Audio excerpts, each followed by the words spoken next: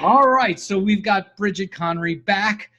Here's another installation of Companion Botanicals. Bridget, thank you so much for doing this. Oh, you're welcome. Glad to be here. So the first one was about the kind of the gateway herb, cannabis, as far as, talking about herbal medicine and getting used to the fact that this could be a thing. And this time we're here to talk about the fact that, it can be a mindset, and it's definitely already been a thing. Absolutely. Yes. Humans have been on Earth. Yes. So with that, I will hand it over to you. I think that we can, make an argument that all systems of medicine, all modern systems of medicine, have actually come from traditional systems of medicine that were herbal-based, plant-based. And I was reading recently, actually, that like 75% of the population on the planet actually still does have an herbal system that is core to their medical system. It's really kind of Western civilization that's kind of moved away from it and more towards allopathic, which is based on pharma and surgery, basically, and based on, scientists and doctors kind of directing us on how to be healthy. And so I just want to dive in here because scientists and doctors usually are smart people, and yes. I like advice from smart people. However, we also are noticing as we go here that maybe the way that we've set up these systems, whether they be pharmaceutical industry or allopathic medicine, maybe there is room for improvement. And we've only realized that based on the fact that that used to come along with a stigma. Like, well, what do you mean you're not going to use Western medicine? You're going to use this Eastern medicine malarkey. There used pagan to be stuff. Yeah. So that was pointed out as stigmatic because everything was going well. Well, now we've got an opioid epidemic, and we've got pharmaceutical drug prices that are through the roof, and we've got some areas, some room for improvement. Yes, and I wouldn't say everything was going well. I'm kind of being sarcastic. Yeah. Allopathic medicine hasn't solved all of our problems. All the pharmaceutical drugs that are out there, they don't work for everybody. Just the way that cannabis doesn't work for everybody, or certain plants, or it works differently in different bodies. We need both. That's why I really like the term complementary systems instead of alternative medicine. They're complementary. So I'm glad you like that one. Yeah, absolutely. And so, all of our pharmaceuticals originally came from plants. That's how we found out about things. We interacted with the plants around us and the animals, but guess what? The animals were subsisting off of the plants, at least at one point in the supply chain. And so we were experimenting, and we discovered what worked and what didn't. We could make general classifications that, hey, bitters are good for the metabolic system. We were attracted to sweet because that meant fuel and energy. All kinds of things that we could make associations with there. But we have also never lost track of the fact that each individual was still going to have their own experience, because everybody's got a different constitution and we all live in different environments. So that had to be taken into consideration. But we moved away from that. But still, all of our modern medicines originally came from plants, and that knowledge, and as Western civilization moved into different areas, we learned from those traditional societies, and like, wow, they're using these plants for these things. Let's check that out. Let's find the active ingredient, and so they would isolate that active ingredient and create a pharmaceutical. And so cannabis, and the conversation that we're having now is kind of bringing back this idea of personalized medicine and the anecdotal evidence that came that developed it. Before, everything was anecdotal. We learned by doing, and then we shared the learning, and certain people were the keepers of that learning, and it got passed on from generation to generation. And we are in a pendulum swing right now where folks are saying we must have, placebo-controlled, double-blind clinical trials for cannabis. And I think that I agree with that 100%, that we absolutely need that. However, what I don't think we need to do is run completely away from anecdotal evidence. For instance, Charlotte Figge officially, anecdotally, doesn't have any more seizures because she's been taking, her CBD enriched cannabis for a number of years now. Yep. As her mother, Paige, has told me numerous times, even on video, and certainly on other video, thanks Sanjay Gupta, that she would seize hundreds of times a day, and now she barely does each day. And it did not look good for her. The doctors were saying that it wasn't going to be okay. So that's anecdotal evidence, and I feel like that should be treated with just a bit more,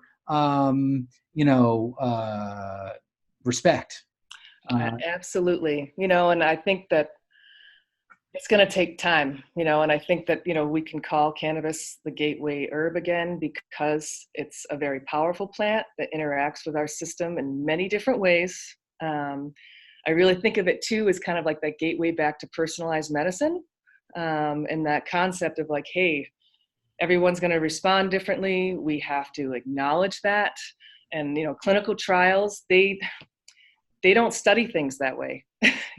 They are looking for the same result by the same active ingredient or two active ingredients to do the same thing every time. And if it doesn't, then they say it doesn't work and that they're not going to validate it for public consumption. And that's too bad because we're stopping this from moving forward the way that we need it to. And so I'm hopeful though, that we're swinging back, and that we're getting people to have these conversations. And, just like I was saying earlier, that, the stories were passed along. People aren't coming to cannabis because their doctor generally is telling them it's the right thing to do or that may have benefit from them. They're coming to it because they have a family member or a friend who's had success. And it's a powerful story, and so it opens their mind up to, hey, maybe there is benefit. Maybe I should try it for X, Y, or Z. And so, that just kind of creates this chain reaction of looking at that complete herbal apothecary. And we will continue to dive in on this. I would love to end this one because now we are talking about the mindset and we are talking about it shifting and how important it is to not shift all the way over to the other side. We got to kind of keep all of these tools within our tool belt. If you don't mind, I'll put you on the spot. I think we should end each of these with a companion botanical of interest for, this kind of episode. So just, a botanical that does X, that maybe I haven't heard of. Sure. Like, did I bring up jojoba last time? Well, jojoba's a wax. Jojoba's a plant wax. Does that not count in our thing? What do you think? It does. It does. But it's used as in a base of a lot of really great topicals, and a lot of people are putting cannabinoids into jojoba oil because it does absorb really nicely into the different derma. It's a good carrying agent. Yeah. But when I was thinking about some of the connections we made last time with how terpenes are an active ingredient in cannabis, and we know that they're active ingredients in a lot of other plants, and there's a lot of research to support their therapeutic benefit. And the one that I was thinking about that you probably haven't heard about, that is one of the plants that actually acts like a cannabinoid, some of its constituents, and that's spilanthes. It's also called toothache plant. I don't know if you've ever seen it, but they look like little buckeyes. They're yellow with like this, you know what a buckeye is? Sure. Ohio State University. Yeah, but it's also a candy. Okay. And a lot of cannabis companies actually make buckeye and buckeyes. But some of the active ingredients that actually interact with CB1 and CB2 receptors the same way that cannabinoids do. So we're starting to look at that plant to better understand the therapeutic benefit, but it's a super antimicrobial agent, and when you put it in your mouth, it's like an explosion. It's a powerful analgesic, and you put it in there, and it's like, remember the Mr. Clean commercial with all those scrubbing bubbles going all over the place? That's what it does in your mouth. If you ever want to play a gag on somebody, do that. Wait, hold on. because I want to unpack these things here because you're saying a lot. We're not talking about buckeyes, just to be clear, No, right? we're talking about spilanthes. Spilanthes? Spilanthes, yeah. Like, Spilanthes. It's also called toothache plant. so Mickey Spilanthes and his family, the Spilanthes, that's how I'm going to remember it. Okay. And you said when I put it in my mouth, you said it's antimicrobial. So just tell us what that is, just to make sure we've got it. It kills bacteria and microbes in your mouth, so Great. it really cleans. Great. And it's a powerful analgesic. What is that? That's it feels like that's an epithet. That's what it feels like. It's so analgesic is pain relieving. Wonderful. And that's why it's called toothache plant, because when you use it in your mouth, it actually kills. So they used to traditionally use it when there was abscesses or things in your mouth. You would pack this plant where you needed it to ease the pain. Got it. So it's super numbing. Where can these be found? Spilanthes is originally from, I think, the Amazon, but you can buy it at garden supply places now because it's a beautiful plant to have in kind of like your side gardens, you know. Yeah. It'll grow quite a bit, and they're beautiful and they're fun.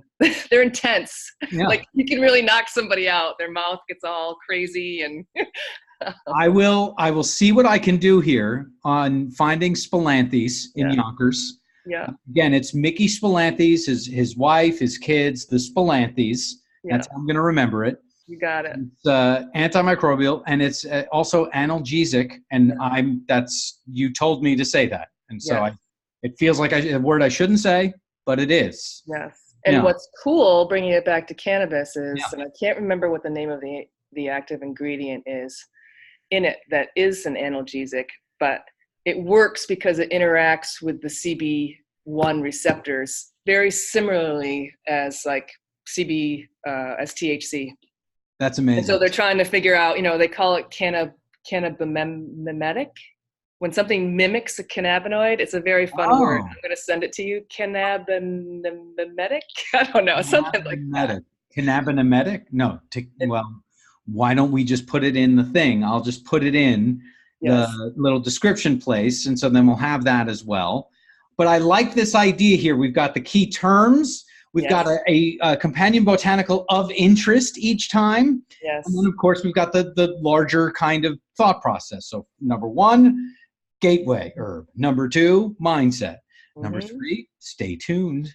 Excellent. Bridget, thank you so much. I very much appreciate doing these with you. Really appreciate all of the insight that you have, and I can't wait for the next one. Awesome. Love being here. Thanks, Seth.